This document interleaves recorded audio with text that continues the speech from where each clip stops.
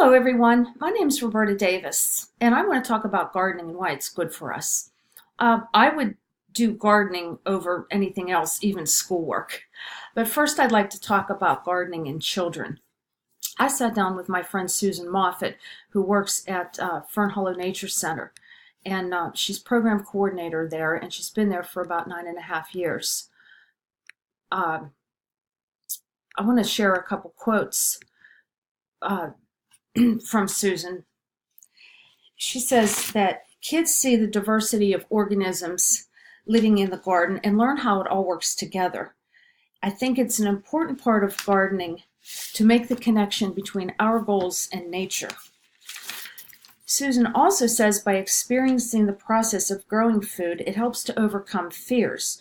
They experience the whole process and it helps them to understand where their food comes from, and they find it's a natural process and it's not gross. So now that we know that gardening is good for children, we'll talk about why it's good for us.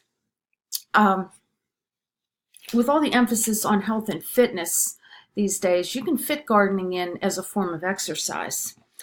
According to an article by Michigan State University Extension in 2014, gardening helps fight many diseases such as coronary disease, high blood pressure, and many more. Moderate exercise, as defined by the CDC, is 2.5 hours per week. Gardening also helps fight depression and stress. And additionally, it has been found that those who choose gardening as a form of exercise tend to do it longer, 40 to 45 minutes longer than those who choose, say, biking or jogging. And with gardening, your whole body is used, not just your arms. And it has also been found that gardening helps increase property values and saves you money at the grocery store if you're doing vegetable gardening.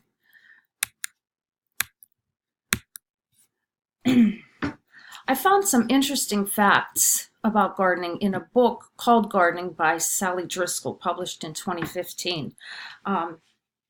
Gardening's been around for thousands of years as a favorite pastime, and it's no longer just a hobby, it's an art as well as a science. When people settled in communities in the Neolithic period, instead of foraging for food, they found seeds and they planted them so they could grow their food instead of having to find it. And developing over the centuries, aristocrats had large, lush gardens where the commoners perfected the art of kitchen gardens and container gardens. And then moving on in history, victory gardens were created in World War I and World War II. And this was an aid for the soldiers. Families grew their own food, and they also canned food to send to the soldiers. My grandmother did this. Now, if you want to start a garden, you can start seeds indoors in little containers, and then once you move them outside, you want to have a few things ready.